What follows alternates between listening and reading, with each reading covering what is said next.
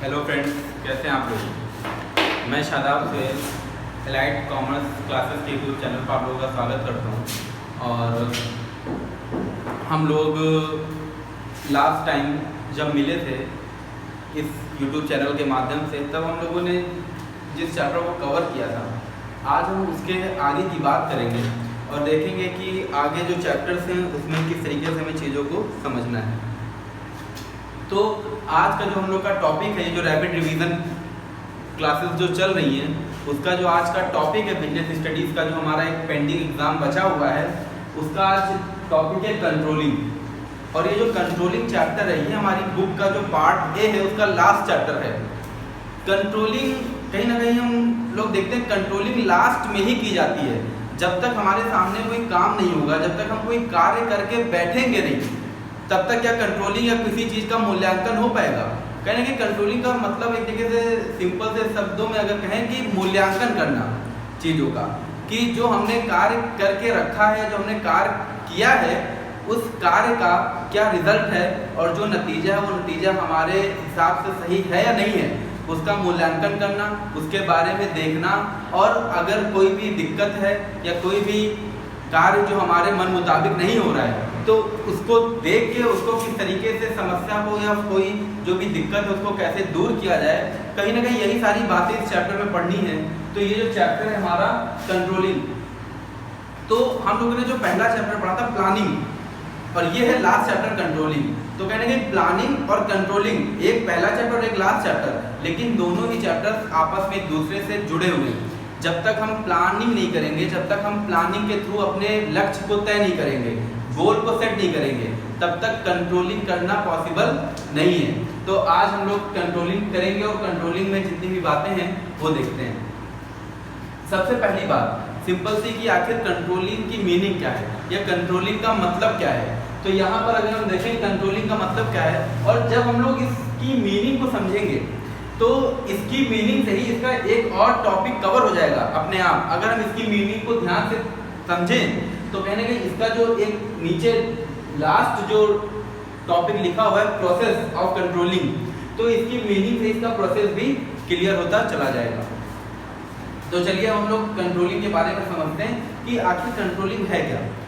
तो यहाँ पर लिखा हुआ है it is comparison of actual performance with plan performance. इसका मतलब क्या है कि हमने जो प्लानिंग की थी, हमने जो एक अपना लक्ष्य, अपना टारगेट, अपना स्टैंडर्ड सेट किया था, उस स्टैंडर्ड के सामने हम जो एक्चुअल में काम कर रहे हैं, जैसे अब हमने क्या किया, हम एग्ज़ाम देंगे और हमने एग्ज़ाम में सेट किया कि हमारा जो लक्ष्य है वो 90% के ऊपर या 90 प्लस होना चाहिए।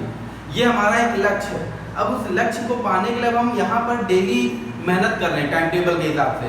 तो कहीं ना कहीं हमारा जो लक्ष्य है और हम जो काम कर रहे हैं, हम अपने एक्चुअल काम को उस टारगेट, उस प्लान परफॉर्मेंस, उस प्लान गोल के हिसाब से कंपेयर करते हैं कि आखिर लक्ष्य मेरा वहाँ है और हम काम जिस तरफ कर रहे हैं, जिस दिशा में कर रहे हैं, क्या हम सही दिशा में बढ़ रहे हैं या नहीं बढ़ रहे हैं। उसके लिए हम अपनी प्लानिंग, अपने प्लान और अपने एक्चुअल को क्या करते हैं आपस में कंपेयर।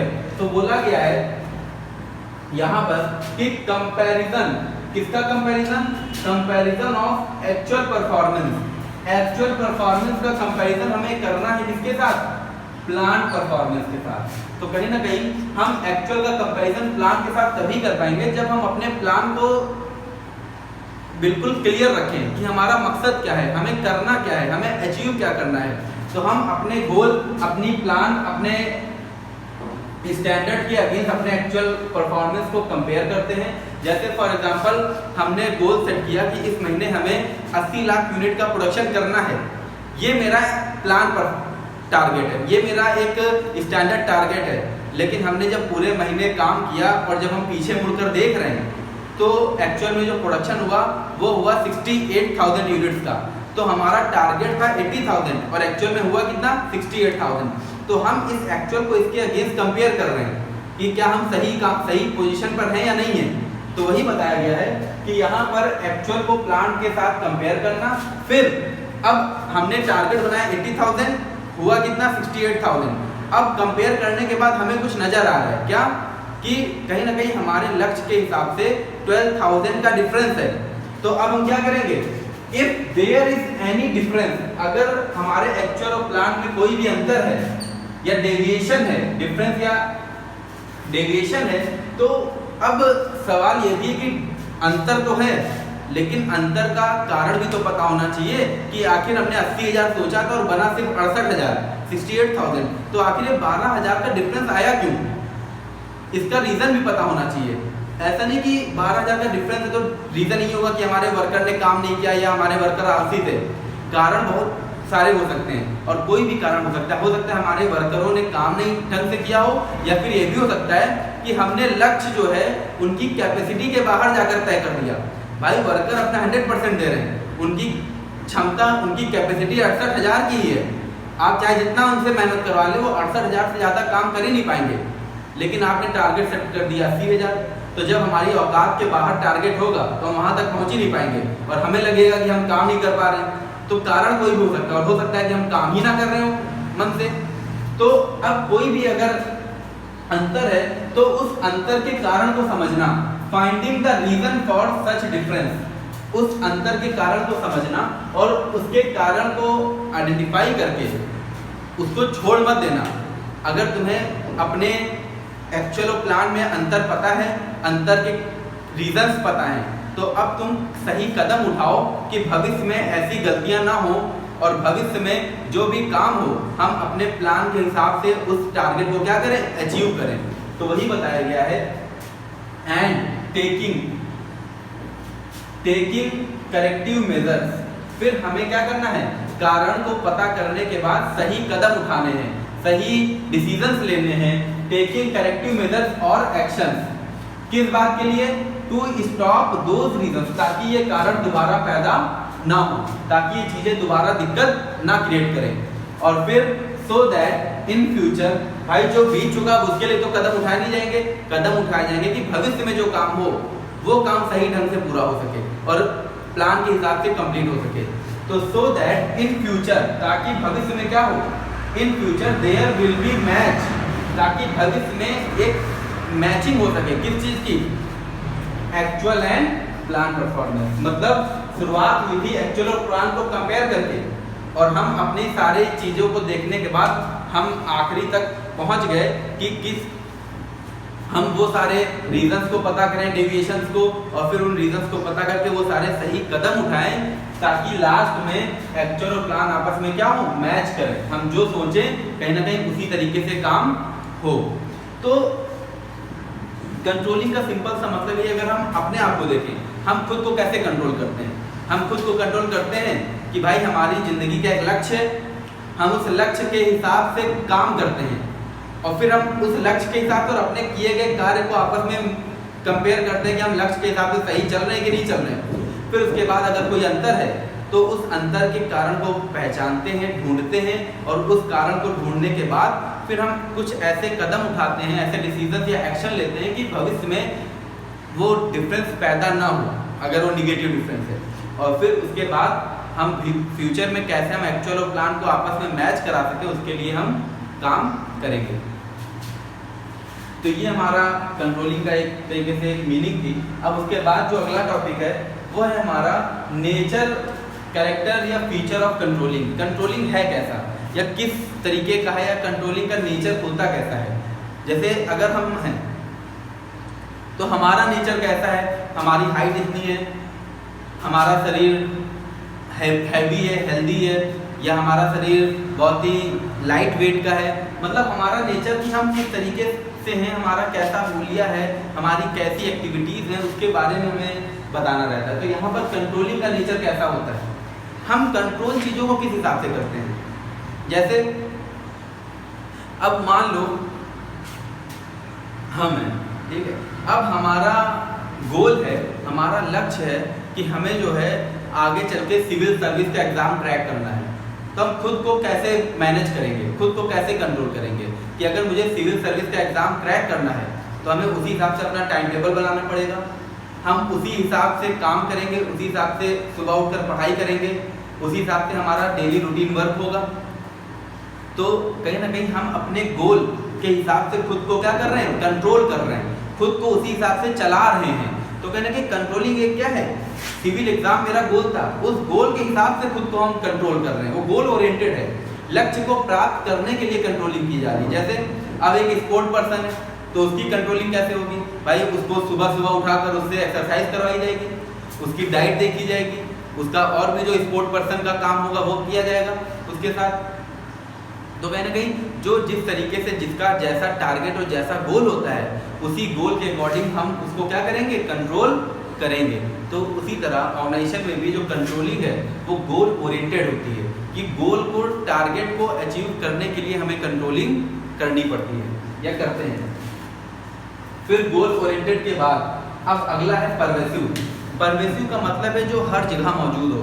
कंट्रोलिंग क्या है, कंट्रोलिंग हर जगह अवेलेबल होती है। ऐसा नहीं किसी टॉप लेवल कंट्रोलिंग करता है, टॉप लेवल अपने यहाँ कंट्रोलिंग करता है, वो उसके नीचे वाले अपने लेवल पे कंट्रोलिंग करते हैं, उसके नीचे वाले अपने लेवल पे कंट्रोलिंग करते हैं। तो कंट्रोलिंग कहीं ना कहीं ऑर्गेनाइजेशन के हर लेवल पे, टॉप, मिडिल और जो लोअर लेवल है, हर लेवल पे कंट्रोलिंग क्या है, प्रेजेंट होती है या कंट्रोलिंग की जाती है। तो कंट्रोलिंग एक परवेसिव है।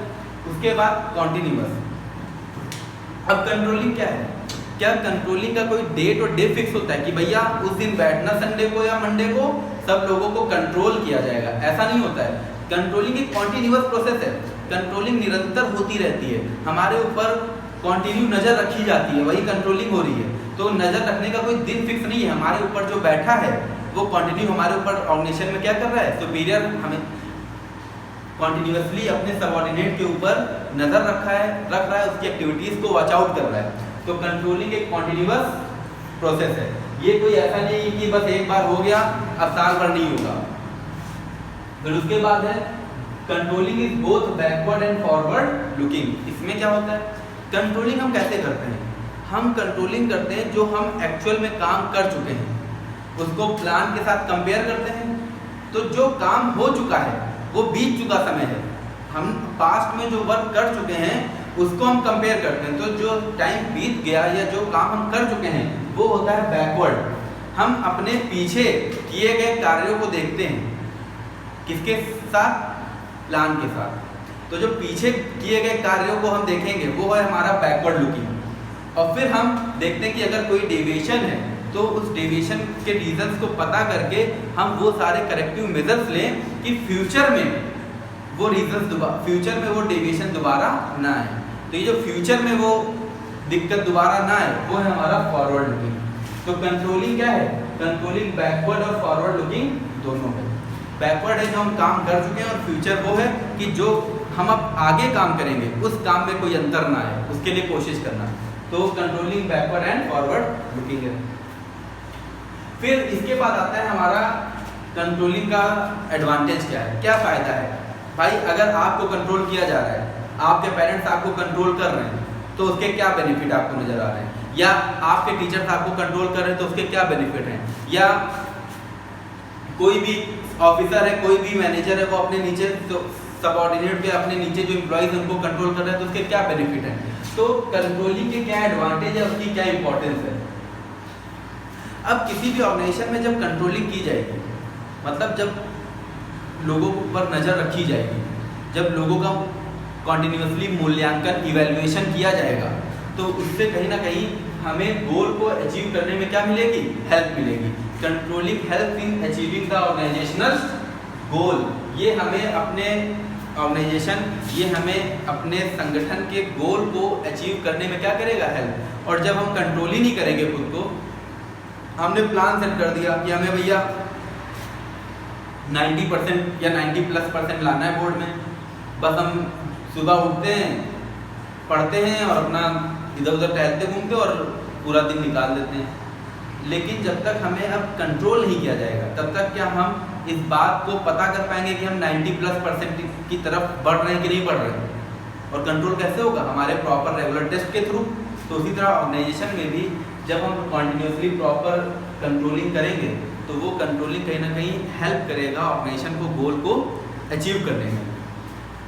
फिर है judging the accuracy of standard. Accuracy of standard को जज करना। कैसे? अब जैसे मान लो हमने गोल सेट किया कि हमें एक वीक में जो है 2 लाख यूनिट्स मैन्युफैक्चर करनी है, ये हमारा एक गोल है। लेकिन हर चीज़ की 100% कैपेसिटी होती है।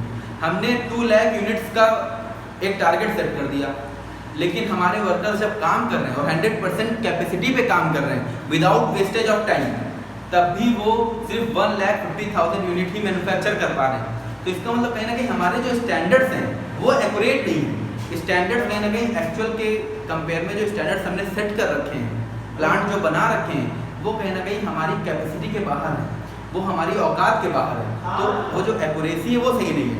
तो कहीं ना कहीं अब इसमें क्या बताया गया है, इसमें ये बताया गया है judging the accuracy of standards. Controlling हमें मदद करता है कि हम अपने स्टैंडर्ड की एक्यूरेसी को चेक कर लेते हैं कि हमारा स्टैंडर्ड सही है या नहीं है। क्योंकि अगर हम अपनी औकात के बाहर स्टैंडर्ड रखेंगे तो हम उसको कभी अचीव नहीं कर पाएंगे और फिर उस स्टैंडर्ड का कोई मतलब नहीं है।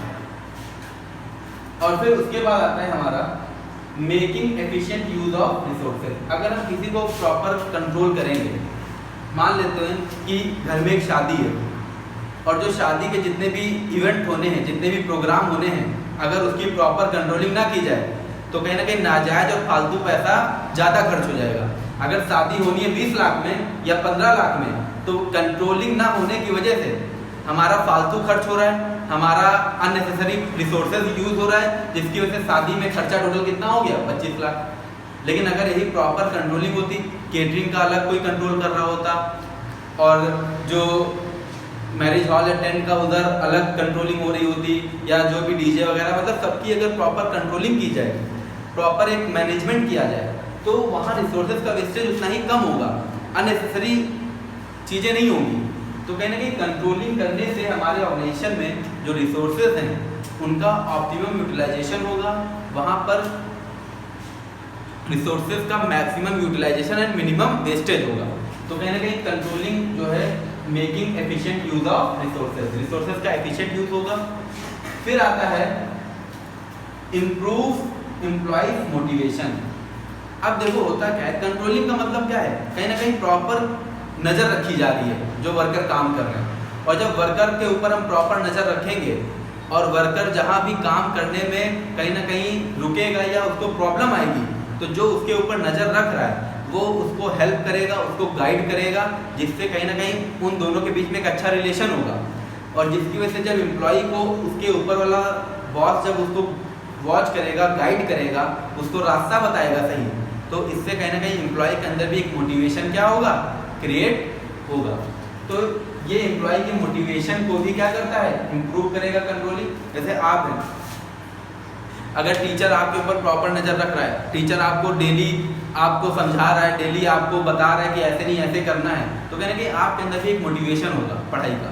लेकिन जब टीचर आपको कुछ न टोक रहा है न बोल रहा है, तो उससे आप भी क्या हो जाएंगे, पीछे नीचे डिस्करेज होते चले जाएंगे। फिर आता है इंश्योर ऑर्डर एंड डिसिप्लिन। अब जहाँ पर भी प्रॉपर कंट्रोलिंग होगी, अब एक स्कूल है वहाँ कंट्रोलिंग बहुत अच्छी है, वहाँ प्रॉपर हर चीज़ सिस्टमेटिक वे से कंट्रोल की जा रही है, तो उस स्कूल का क्या होगा, उस स्कूल का डिसिप्लिन, उस स्कूल में काम करने का जो तरीका है वो एक सिस्टमेटिक वे से होगा।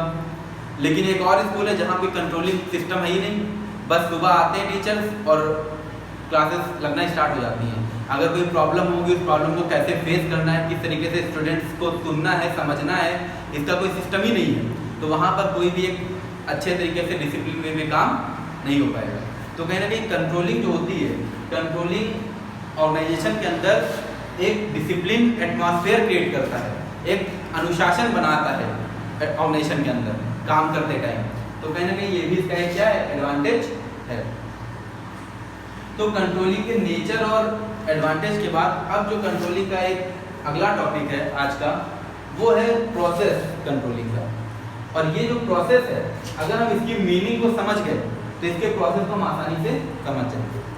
हमने पहले ही बताया था कि नेचर, एडवांटेज, लिमिटेशन, इसके पॉइंट्स कोई सीक्वेंस नहीं होता है कि आपको उसी सीक्वेंस में लिखना है। आप नीचे का ऊपर, ऊपर का नीचे, बीच का लास्ट में, लास्ट वाला बीच में, कहीं भी लिख सकते हैं। लेकिन जो प्रोसेस है, प्रोसेस एक सीक्वेंस है, एक चैन है, और हमें इसी सीक्वेंस में चीज़ों को लिखना रहता है। जैसे फॉर एग्जांपल अगर हम कोई भी चीज़ करते हैं, अगर घर पे कोई भी कुक या कोई भी डिश बना रहे हैं तो उस डिश को बनाने का एक प्रोसेस होता है और हमें उसी प्रोसेस में उस डिश को बनाना है। ये नहीं कि लास्ट वाला पहले कर देंगे और पहला वाला लास्ट में कर देंगे। तो जो प्रोसेस होता है उस प्रोसेस को हमें उसी प्रॉपर चैन में फॉलो करना पड़ता है और जब क्वेश्चन आएगा प्रोसेस का तो हमें इसको इसी सीक्वेंस में लिखना रहेगा। ये नहीं कि ये वाला पहले कर देंगे और पहले वाला इधर लेकर रख देंगे। तो अब हम समझते हैं कंट्रोलिंग का प्रोसेस होता है क्या, मतलब कहाँ से कंट्रोलिंग शुरू होती है, कैसे आगे बढ़ती है और कैसे उसका एंड होता है। तो बोला गया है कंट्रोलिंग कैसे होगी, किस चीज़ की कंट्रोलिंग करेंगे। जब तक हमारे सामने कोई लक्ष्य नहीं होगा, कोई टारगेट नहीं होगा तो क्या कंट्रोलिंग कर सकते हैं? भाई हमें किसी को अगर कंट्रोल करना है तो उसका एक लक्ष्य भी तो होना चाहिए। उस लक्ष्य के, उस टारगेट, उस स्टैंडर्ड्स के हिसाब से तो उसको कंट्रोल करेंगे कि भैया ऐसे नहीं ऐसे काम करो। अगर हम मान लो बाइक चला रहे हैं और हमें पता ही नहीं कि कहाँ जाना है तो हम बाइक को कैसे कंट्रोल करेंगे, कहाँ ले जाएंगे। लेकिन जब एक लक्ष्य होगा कि हमें उस पर्टिकुलर पोजीशन पे पहुंचना है तो हम उसी हिसाब से क्या करेंगे, अपने उसको कंट्रोल करेंगे। तो सबसे पहले कंट्रोलिंग करने के लिए सबसे पहला जो प्रोसेस है सेटिंग अप ऑफ स्टैंडर्ड्स। हमें अपने स्टैंडर्ड्स को सेट करना और स्टैंडर्ड्स को सेट करते टाइम हम ये भी देख लें कि वो स्टैंडर्ड एक्यूरेट हो, स्टैंडर्ड जो है अचीवेबल हो। ये ना हो कि हमारी क्षमता है इतनी और हमने स्टैंडर्ड बना रखे हैं इतने। तो कहीं ना कहीं हम अपने स्टैंडर्ड्स को अपनी कैपेसिटी और अपनी पोटेंशियल के हिसाब से ही सेट करें और वो अचीवेबल हो। फिर उसके बाद स्टैंडर्ड्स को सेट करने के बाद अब हम उस स्टैंडर्ड के हिसाब से काम करेंगे। तो अब उसके बाद आएगा कि हम अपने काम को मेजर करें। हमने जो काम किया है उस काम को मेजर करना, मेजरिंग ऑफ परफॉर्मेंस। देखो यहाँ पर भी क्या था, एक्चुअल परफॉर्मेंस को प्लान परफॉर्मेंस के साथ कंपेयर करना। तो यहाँ पर हम पहले अपने एक्चुअल काम को मेजर करेंगे, फिर उसके बाद क्या करेंगे, कंपेयर, किसके अगेंस्ट, प्लान के अगेंस्ट। तो compare actual performance against standard. हमने जो एक्चुअल में काम कर रखा है उसको स्टैंडर्ड के साथ कंपेयर करना, जो यहाँ पर स्टैंडर्ड हमने सेट किया है। तो पहले स्टैंडर्ड सेट किया, फिर काम को जो किया उसको मेजर किया, फिर इन दोनों को क्या किया, कंपेयर कर लिया कि भैया हमारा ये स्टैंडर्ड था और ये इतना काम है। हमारा टारगेट था, हमारा स्टैंडर्ड था 100 का, हमने बनाया 80। तो सबसे पहले हमने टारगेट सेट किया 100, एक्चुअल को मेजर किया 80। अब इन दोनों को कंपेयर किया। कंपेयर करने के बाद अब जो डिफरेंस है, अब उस डिफरेंस को, जो 20 का डिफरेंस है, उस डिफरेंस को क्या करना, एनालाइज करना, इवेल्युएट करना, मूल्यांकन करना कि आखिर अंतर आया किस बात का। तो एनालाइज द डेविएशन। अच्छा, ये डेविएशन दो तरीके से होता है, एक होता है पॉजिटिव और एक होता है निगेटिव। हमने 100 का सोचा था, बनाया 80, 20 कम बना तो ये निगेटिव है, अनफेवरेबल है। लेकिन सोचा 100 बन गया 120 तो ये फेवरेबल डेविएशन। फिर उसके बाद जो भी अंतर है तो उस अंतर से जो भी हमें रीजंस पता चल रहे हैं कि आखिर इस चीज़ की वजह से एक कारण है इस चीज़ का अधूरा या कम होने का, तो उस कारण को दूर करने के लिए हमें सही कदम या सही एक्शन लेना, टेकिंग करेक्टिव मेजर्स। और करेक्टिव मेजर्स लेने के बाद फिर कंट्रोलिंग एक कॉन्टिन्यूअस प्रोसेस है। फिर हमें उसकी प्रॉपर क्या करना, फीडबैक लेते रहना, हमें टाइम टू टाइम उसको चेक करते रहना कि वो सही तरीके से वर्क कर रहा है या नहीं कर रहा है। तो जो यहाँ मीनिंग थी वही उसका प्रोसेस है। तो अगर मीनिंग को भी हम अच्छे से समझ लें तो उसके प्रोसेस को लिखने में कोई प्रॉब्लम नहीं आएगी। तो सबसे पहले लक्ष्य तय करना। अगर मान लो हमने लक्ष्य तय किया है 100 का, हमने 100 यूनिट का टारगेट सेट किया, लेकिन एक्चुअल में बना कितना, 80। फिर अब हमने इन दोनों को क्या किया, इन दोनों को कंपेयर कर लिया। कंपेयर करने के बाद जो डेविएशन है 20 का, उस डेविएशन के रीजंस को क्या करना, एनालाइज करना, कारण पता करना कि आखिर क्यों है। फिर कारण पता चल जाए तो अब उसको दूर करने के लिए सही कदम उठाना और फिर प्रॉपर क्या करना, फीडबैक लेते रहना। तो हमने कंट्रोलिंग की मीनिंग देख ली, हमने कंट्रोलिंग का नेचर देख लिया, उसके एडवांटेज देख लिए और उसका प्रोसेस देख लिया। अब आगे कंट्रोलिंग चैप्टर में जो भी अगर एक लास्ट टॉपिक रह गया है मेरे ख्याल से कि प्लानिंग और कंट्रोलिंग दोनों आपस में इंटरलिंक्ड हैं, दोनों एक दूसरे से जुड़े हुए हैं। ये एक लास्ट टॉपिक है। उसके बाद ये पूरा चैप्टर क्या हो जाएगा हमारा कवर। तो इतना आप लोग रिवाइज कर लीजिए अच्छे से एग्जाम के पॉइंट ऑफ व्यू से, और फिर उसके बाद हम लोग जो लास्ट टॉपिक है उसको अभी हम लोग बाद में कवर करेंगे। तो इतना आप लोग देख लीजिएगा। ओके, ठीक है, thank you and have a nice day.